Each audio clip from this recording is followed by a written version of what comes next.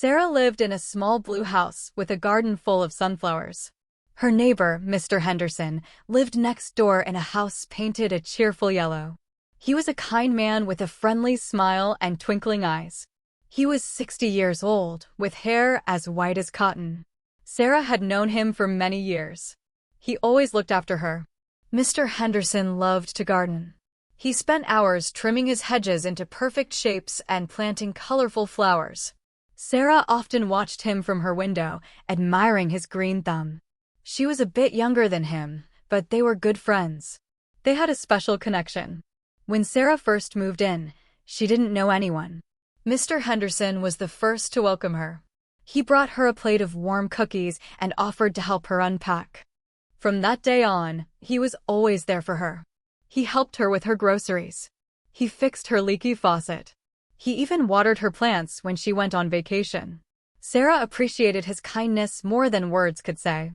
He was like a friendly uncle or a helpful big brother. She felt safe knowing he was next door.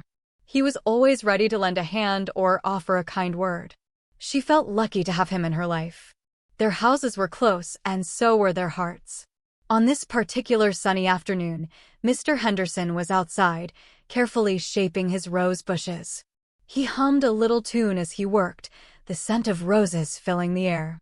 He wore his favorite gardening hat, a wide-brimmed straw hat that protected him from the sun. Suddenly, he saw Sarah struggling down the sidewalk.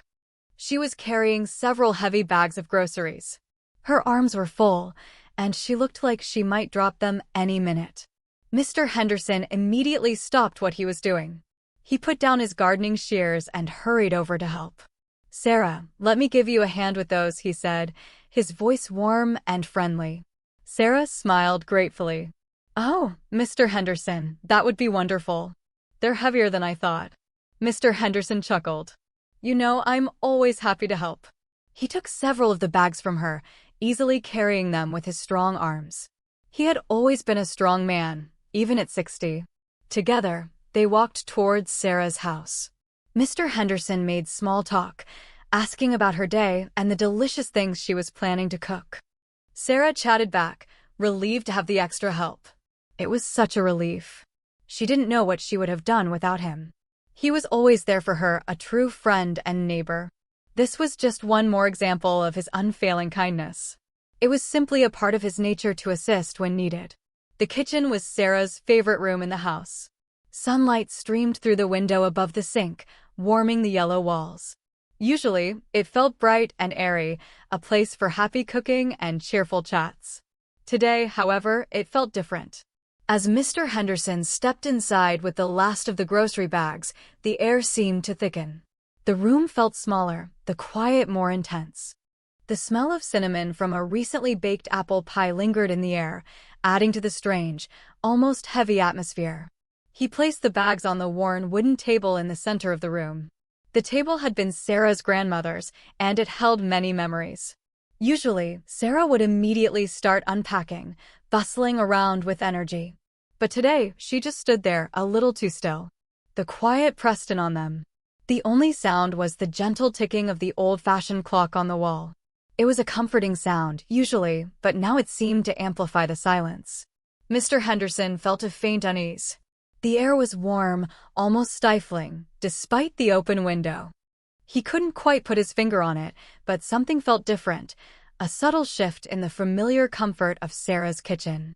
He noticed the way the sunlight cast long shadows, making the corners of the room seem darker than usual.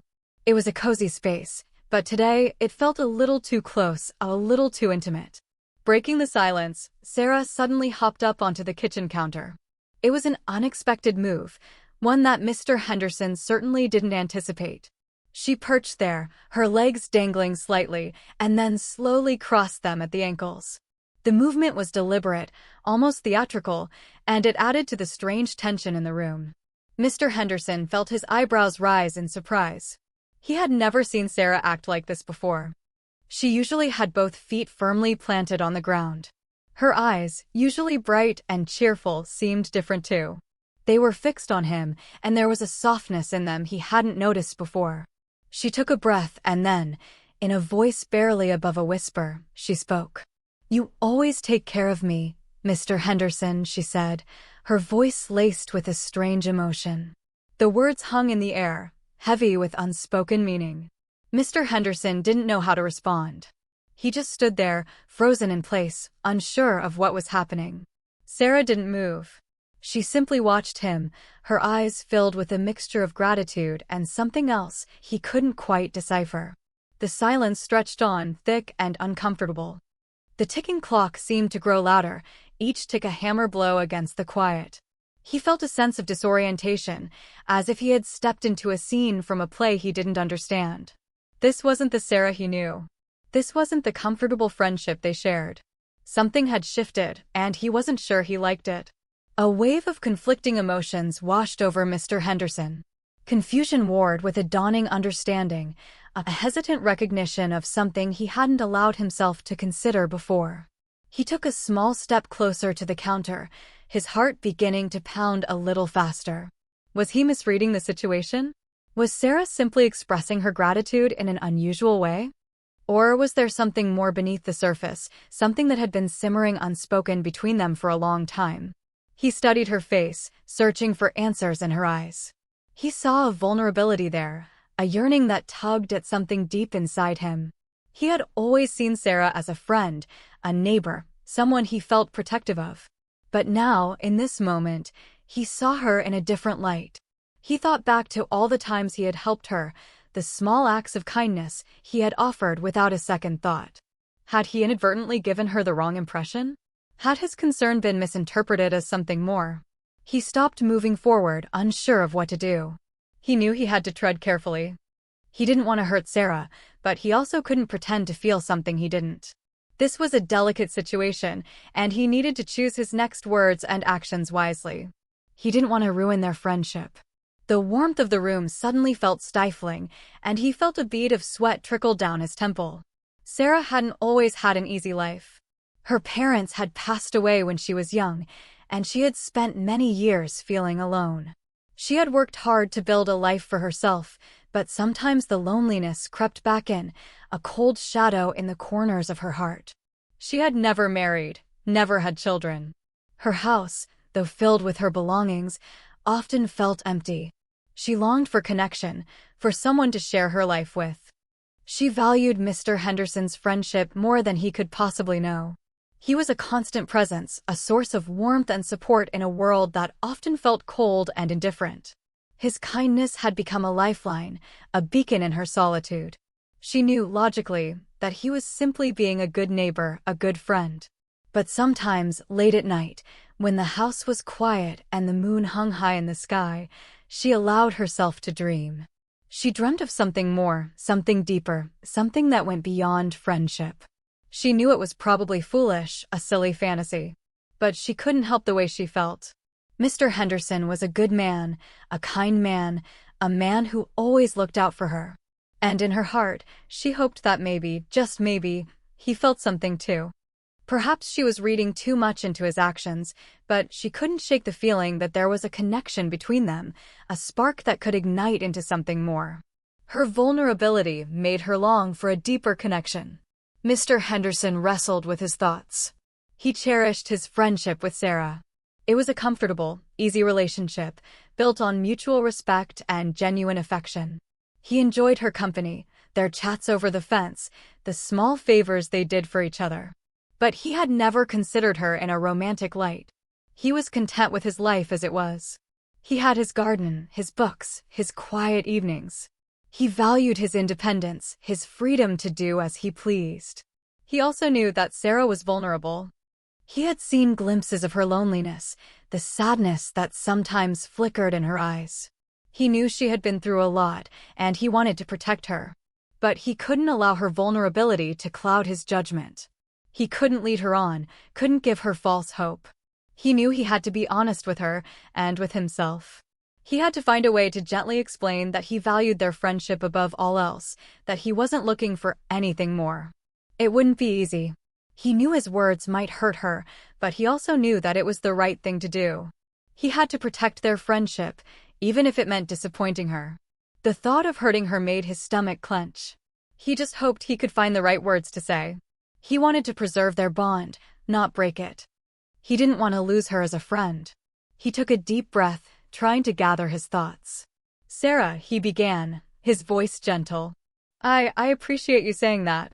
Sarah's eyes remained fixed on him. "It's true, Mr. Henderson. You're always there for me. And I always will be, as a friend," he clarified, hoping she would understand. "You know how much I value our friendship, Sarah. It means a lot to me." Sarah looked down for a moment, her expression unreadable. Then, she looked back up at him, her eyes filled with a mixture of hope and apprehension. But what if I want more than friendship, Mr. Henderson?" The question hung in the air, heavy with vulnerability. Mr. Henderson's heart ached for her. He could see the longing in her eyes, the desire for something more. He reached out and gently took her hand. "Sarah," he said softly, "you're a wonderful woman. You deserve to be happy. But I'm not the right person for you. I can't give you what you're looking for." He paused, searching for the right words. "I cherish our friendship, Sarah. I don't want to lose that. I hope you can understand." His voice was full of sincerity. He truly cared for her, but not in the way she seemed to want. The sincerity in his voice was palpable. He hoped she could hear it and understand. Sarah's shoulders slumped slightly, and the light seemed to dim in her eyes. She looked down at her hands, her fingers twisting together nervously.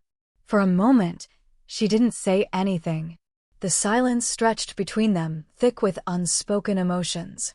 Finally, she spoke, her voice barely a whisper. "I understand," she said quietly.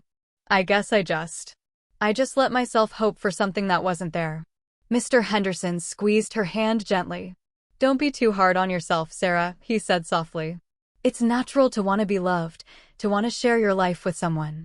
But sometimes, things just aren't meant to be."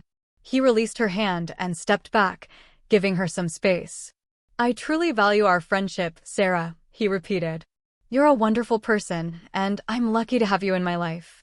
I hope we can still be friends after this." He looked at her with genuine concern, hoping she wouldn't be too hurt. He wanted to reassure her that his feelings for her, while not romantic, were still very real and important. He didn't want her to think that he was rejecting her as a person, only as a romantic partner. He wanted to make sure she knew that he cared deeply for her well-being and happiness. He just couldn't give her what she truly desired. It was a difficult situation for both of them. A faint blush crept up Sarah's cheeks. She looked away, towards the window, as if suddenly fascinated by the sunflowers in her garden. She took a shaky breath, trying to regain her composure. "It's okay, Mr. Henderson," she said, her voice a little stronger now. "I'll be okay. It was just a moment of foolishness." She hopped down from the counter, landing softly on the floor. She avoided his gaze, busying herself with straightening the dish towel on the counter. There was a palpable awkwardness in the air, a sense of embarrassment that hung heavy between them. Mr. Henderson watched her, his heart filled with a mixture of sympathy and relief. He was relieved that she seemed to be taking the rejection well, but he also felt a pang of sadness for her. He knew that she was probably hurting inside, even if she was trying to hide it. He stepped forward again, gently placing a hand on her shoulder. "Don't say that, Sarah," he said softly. "It wasn't foolishness. It's okay to have feelings. And it's okay to be honest about them. I appreciate you being honest with me." He paused, then added, "Now, how about we unpack these groceries?" He gave her shoulder a gentle squeeze, hoping to convey his continued support and affection. He wanted to show her that his rejection didn't diminish his care for her. The moment of tension seemed to lessen slightly. Together, they began to unpack the groceries. Mr. Henderson took charge, efficiently sorting the items and putting them away in their proper places. Sarah helped, but her movements were a little slower, a little more subdued than usual. As they worked, they avoided making eye contact. The awkwardness lingered in the air, a silent reminder of the unspoken feelings that had just been revealed. But slowly, as they focused on the task at hand, the tension began to ease. Mr. Henderson chatted about his garden, pointing out that his tomatoes were finally starting to ripen. Sarah responded with small talk about the weather and the upcoming town fair. They were both making an effort to return to their familiar, comfortable dynamic. As the last of the groceries were put away, Sarah managed a small smile. "Thank you, Mr. Henderson," she said, her voice a little brighter now. "For everything. For helping me with the groceries and for being honest with me." Mr. Henderson smiled back. "Anytime, Sarah," he said warmly. "We're friends, remember? And friends always help each other out." He paused, then added, "Besides, I wouldn't want you to strain your back carrying all those heavy bags." He chuckled softly, hoping to lighten the mood even further.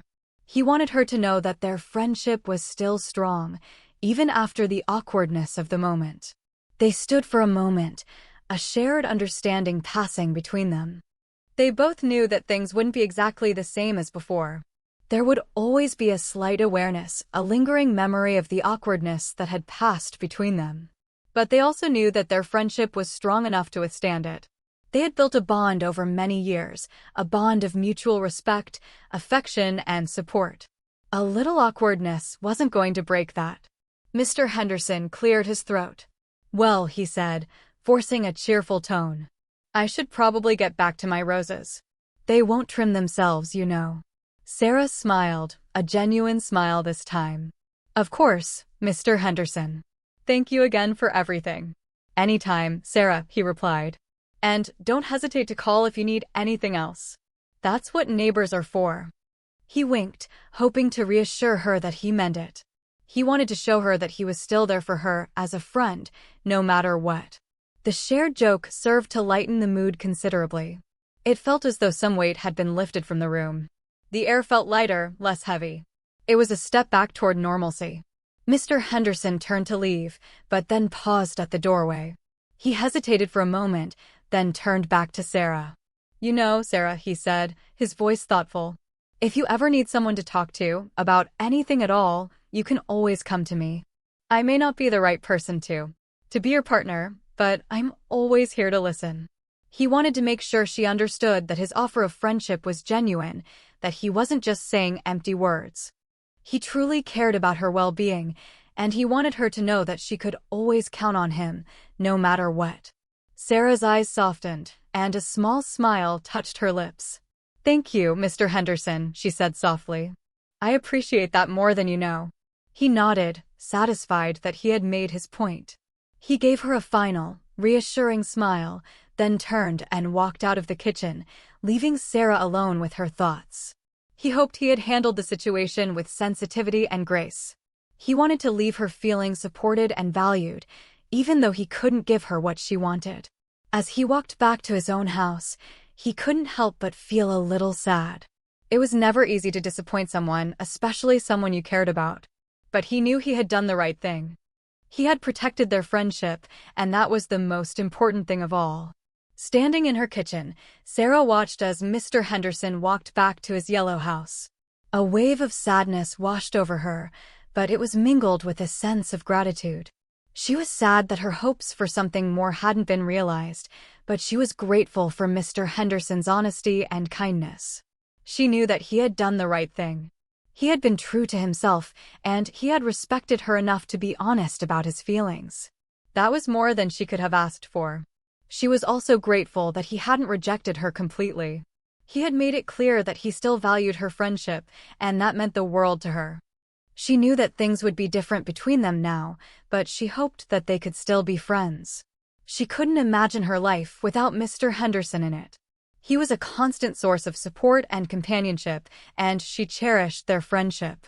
She took a deep breath, trying to shake off the lingering sadness. She knew that she would be okay. She was a strong woman, and she had been through worse things in her life. She would get over this disappointment, and she would move on. She knew she had to. She was thankful for their long friendship and looked forward to its continuation. As she watched him disappear into his house, she smiled faintly. "Thank you, Mr. Henderson," she whispered to herself. "For everything." He would always be her friend. The sun began to set, casting long shadows across Sarah's kitchen. She tidied up the remaining groceries, her movements slow and deliberate. As she put away the last item, she glanced out the window at Mr. Henderson's yellow house. She saw him in his garden, tending to his roses. He seemed peaceful, content in his own little world. She smiled, a small, wistful smile. She was glad that he was happy. She knew that she would find happiness too, eventually. Maybe not in the way she had hoped, but in some way. She had her friends, her hobbies, her little blue house with the sunflowers. She had a good life, even if it wasn't perfect. She decided to make herself a cup of tea and sit on her porch, watching the sunset. It was a beautiful evening, and she wanted to appreciate it. She deserved to enjoy the simple pleasures of life. As she sat on her porch, sipping her tea, she thought about Mr. Henderson. She realized that what she valued most about him was his unwavering kindness and his genuine concern for her well-being. He was a good man, a true friend, and she was lucky to have him in her life. She knew that their friendship would endure, even after this little bump in the road. She felt a sense of peace settle over her. Everything would be all right. She was thankful for Mr. Henderson and their special connection. As Mr. Henderson walked back to his house, he felt a sense of relief wash over him. He had navigated a difficult situation with honesty and sensitivity, and he had managed to preserve his friendship with Sarah. That was all he could have hoped for. He knew that things might be a little awkward between them for a while, but he was confident that they would get through it. They had a strong foundation of friendship to build on, and he was determined to maintain that bond. He glanced over at Sarah's house as he entered his own. He saw her sitting on her porch, sipping her tea and watching the sunset. He smiled, a warm, genuine smile. He was glad that she seemed to be at peace. He went inside his house and settled into his favorite armchair with a good book. He appreciated the quiet of his own home, the comfort of his familiar surroundings. He was content with his life, just as it was. He knew that relationships could be complicated, that feelings could be messy, and that sometimes things didn't work out the way you wanted them to. But he also knew that friendship was a precious gift, a treasure to be cherished and protected. And he was grateful for the friendship he shared with Sarah. He knew their bond would endure. He thought about their next chat over the fence.